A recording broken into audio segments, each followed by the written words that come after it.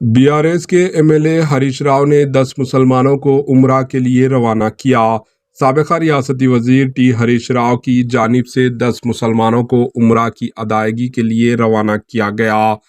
फारूक हुसैन साबिक़ा रुकने क़ानून साज कौंसिल ने सिद्दीपेट से ताल्लुक़ रखने वाले इन हज़रात को शमशाबाद एयरपोर्ट से रवाना किया। इन्होंने बताया कि गुज़िश्ता 7 बरसों से हरीश राव अपने हल्के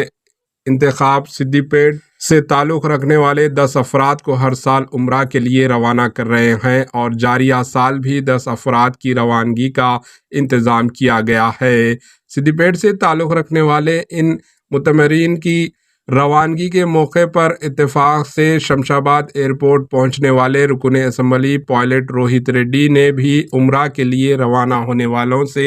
मुलाकात करते हुए उन्हें मुबारकबाद पेश की और कहा कि वो अपने सफ़र मुक़द्दस के दौरान की जाने वाली इबादतों में रियासत और मुल्क की तरक्की के लिए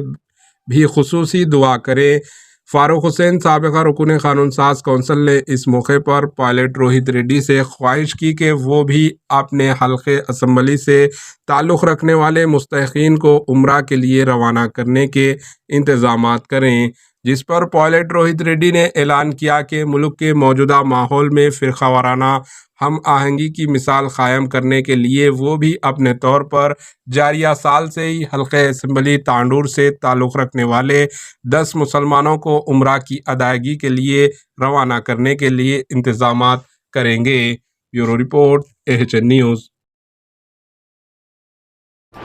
AHN न्यूज़ को लाइक करें, शेयर करें और सब्सक्राइब करना ना भूलें।